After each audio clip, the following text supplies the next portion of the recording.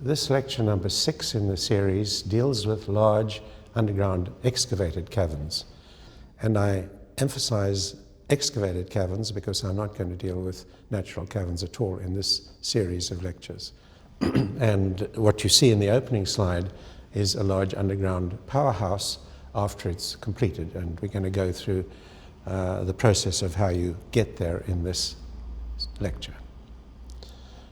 I've chosen large underground hydroelectric projects because it's an easy topic to talk about. It's a nice confined situation, but the same methodology applies to any kind of underground cavern that you're excavating, and you'll see some examples later on.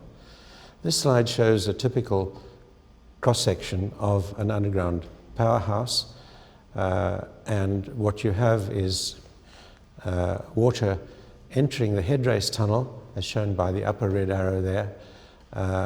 It splits up to the different turbines, in this case 6 turbines, passes through the turbines, and then emerges from the tailrace tunnel. And the other excavations are to do with transformer galleries and access points. So you end up with a fairly complicated 3-dimensional structure, and the caverns can be large, typically 25 meters span and up to 40 meters in height, and perhaps 100 meters or more long. Now, I want to pause at this moment to talk about the access tunnel that you see there. This is not a typical tunnel in that for most tunneling projects where we're simply going from A to B in a tunnel, the whole object of the tunnel design is to create a production line scenario. So you try and find what's common in terms of the rock types, support systems and so on, so that you maximize the routine elements of the operation, so that the crew coming in every day knows what they've got to do, and you can achieve very high advance rates through treating it as a production line. And you do it generally with minimal information, because a long tunnel you simply can't get enough geological information and geotechnical information along the route. You do an averaging process and you do the best you can and then go for it. In this case, we're entirely different. We have a large excavation in one piece of rock, one volume of rock, which is a very high investment process. So they're going to be very expensive pieces of machinery in there. It's got to operate for 100 years or so. And so you can afford the luxury of putting an access tunnel in before construction. So it becomes an exploration tunnel. And that gives us the opportunity of getting in and really taking a good look at the rock, doing some measurements. And so we have a much better base of information for our design. So, for example, here is a surface exposure for a project in Taiwan called Mingtan, which I'm going to discuss as an example. And on the left you see the surface exposure of the bedded siltstone sandstone series, tilted bedding. And seeing that on surface gives you one impression, but underground in the exploration tunnel you get an entirely different impression of the rock mass. That's what you've got to work with underground. And that's a very important advantage. It also gives you the advantage to do stress measurements, for example, as shown on the upper left, or jacking tests to measure the deformation modulus of the materials, so that you can, if the preliminary contract is planned correctly, you can do a lot of work to build up a very solid database. The particular project I was dealing with, as I say, is the Mingtan project in Taiwan, and I was asked to go there to advise them primarily in the first place on the shape of the cavern. And 3 caverns had been proposed. And in general, the shape of the cavern is defined by its function. So in this case, you have the turbine. If you look at the left-hand picture there, you'll see water going through the turbine. You have the turbine itself in red there. You have a series of rooms for switchgear, for valves and so on the left-hand side, which you've got to accommodate. And very importantly, you have an overhead crane because the turbine components might weigh up to 100 tons each.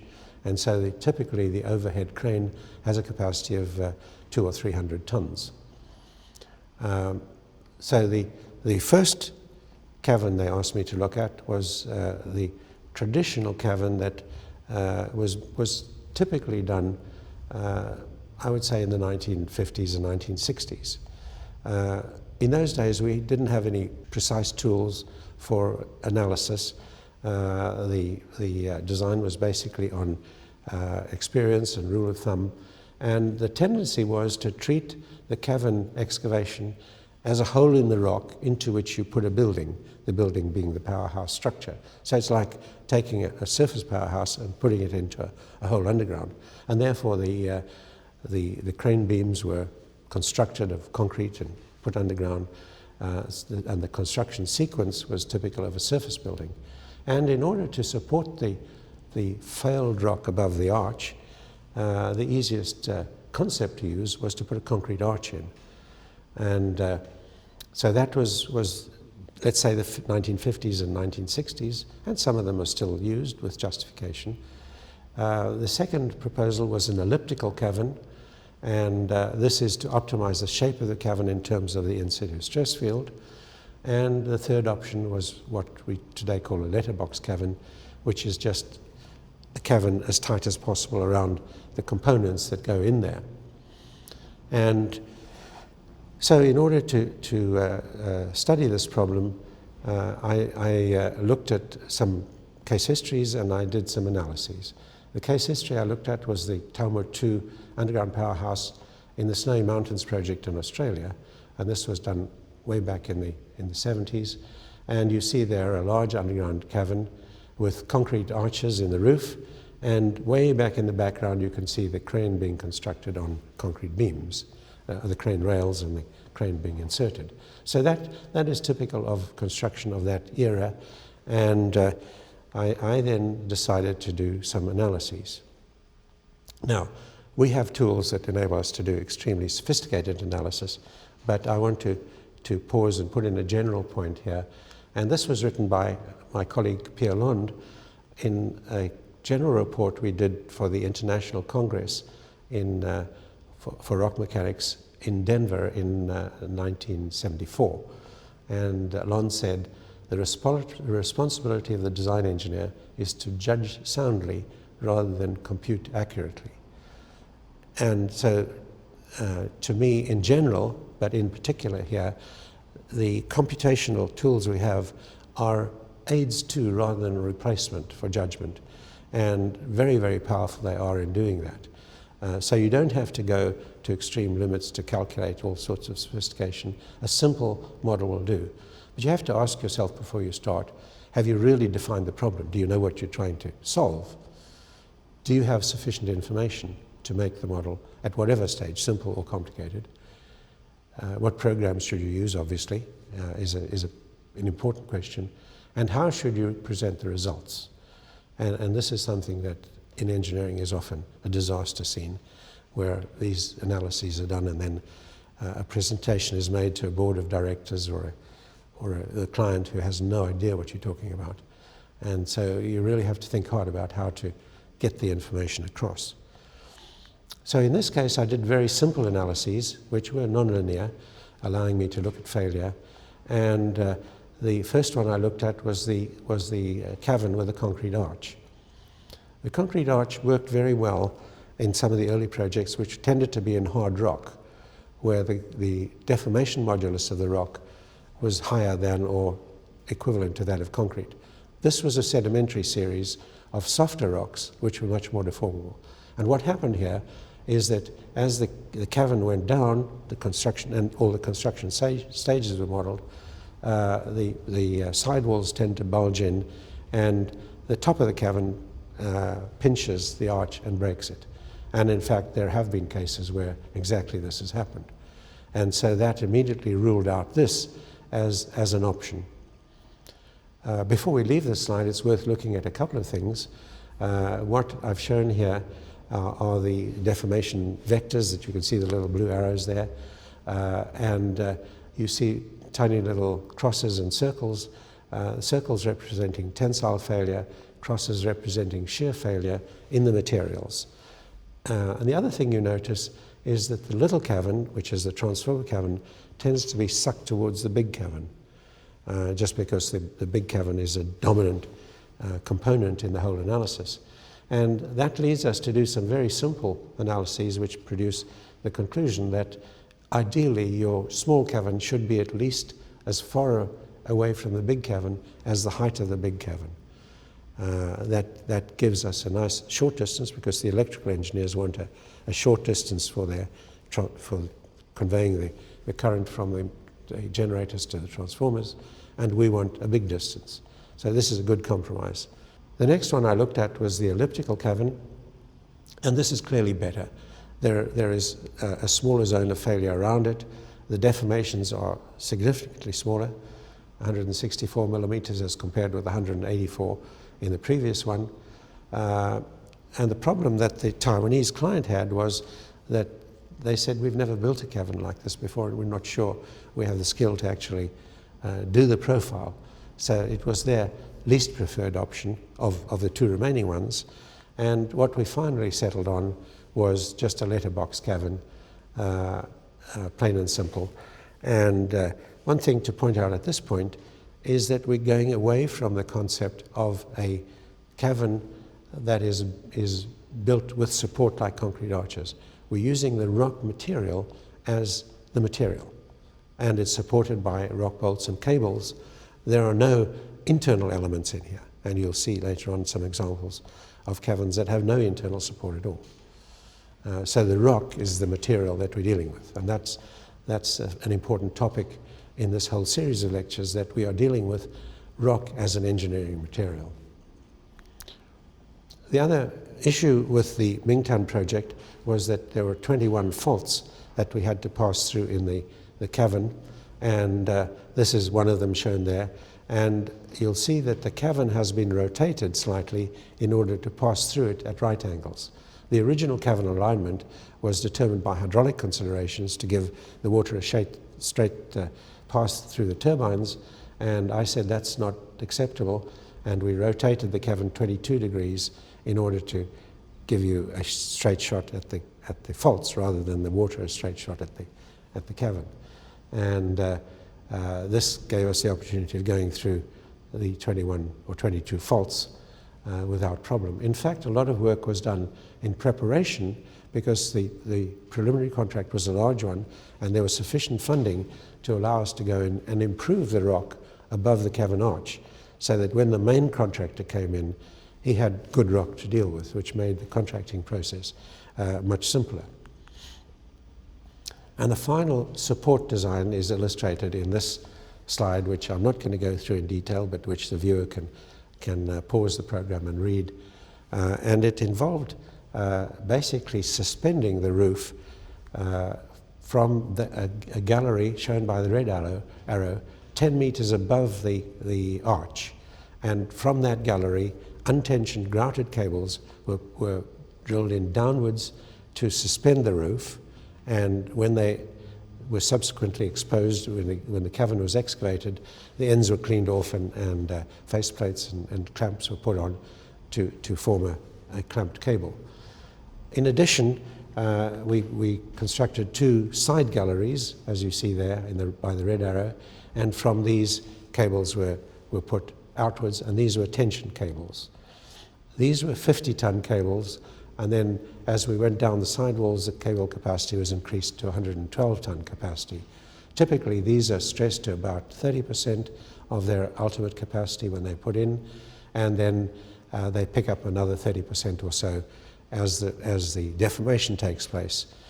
So they're stressed to about 2/3 of their capacity. And in this case, because we at this stage had computing facilities available, we were able to set up programs on site and to monitor the displacements as we went down, and actually alter the tension in different parts of the sidewall as the cavern was excavated. And so you see the cavern being progressively excavated downwards in a series of stages. These were 2.5 meter vertical benches, and at each stage the cables were installed. And finally we had crane beams anchored to the wall and the temporary construction crane placed there to give us working capability during construction. The client insisted still on using concrete column cranes. I couldn't persuade him to suspend the crane beams entirely, and so the crane beams were put in traditionally in this case. This is a photograph of the gallery on the left, 10 meters above the cavern, from which the downward grouted cables were placed. And on the right you see the upward tension grouted cables being placed in the two side galleries. This was a very effective solution, and we really had no problem with the arch of the cavern throughout the whole project. This is the first stage of excavation, and it looks a little bit rough there. As I've mentioned, in jointed rock, and remember this is a dipping bedded sandstone and other sedimentary series, shales and so on. And it's difficult to get good blasting, so the cavern blasting is not quite as nice as I would like to see, but it hasn't been cleaned up and shotcreted at this stage, and the cables are still projecting. And then we go on to the sidewall cables, and you see on the upper right there, drilling in the holes for the cables, and the upper left rather, and the lower right, the tensioning of these cables, which are done wire by wire to tension them up to the designed installation capacity. And there's the cavern getting down towards its lower benches, and you see the construction crane rail at the top there, and dimly in the background you can see the construction crane that was used. In fact, in one case it was very important because we found movements in one of the areas of the cavern were a little bit too high, and we went up there and there was actually a wedge that had been defined, and it happened to fall in such a geometry that it didn't have sufficient cables through it. So it was very easy to remedy that by installing additional cables in that location. So having access to the roof, and I mean meaningful access, that you could actually get a drilling machine up there, was very important. And finally, for this particular cavern, we had many instruments along the cavern length in different locations. And what you see there are, the top graph is movements in the extensometers, and the lower graph is load in load cells attached to the cables. And you see a lot of action, a lot of movement during the benching as things are developing. And then finally, once the benches have moved down, the cavern, the movements and the loads become very stable. And that's a period of a year or so. And that cavern has performed extremely well since it was commissioned. Now, talking about cavern interiors and support, this is a project in Argentina called the Rio Grande Pump Storage Project, and it was the first cavern that the Argentinians had constructed, and the geologists believed this was the best piece of granite in the world, and so no provision was made for support, none, until they realized that there were occasional wedges that came out and they had to deal with them. But I was a consultant on the project, and the company I worked for was involved, and we had a team down there, and we had to justify every rock bolt. And there were only about 900 rock bolts in the entire cavern, nothing else. So you see an effectively unsupported cavern there of 25 meter span and 40 meters height. And the thing about this, there was no craneage, so there were no temporary construction cranes at all. We had to access the instruments from a catwalk suspended from rock bolts in the roof, which was a terrifying thing to do. And we had no other access until they came in and built the surface structure underground in this hole.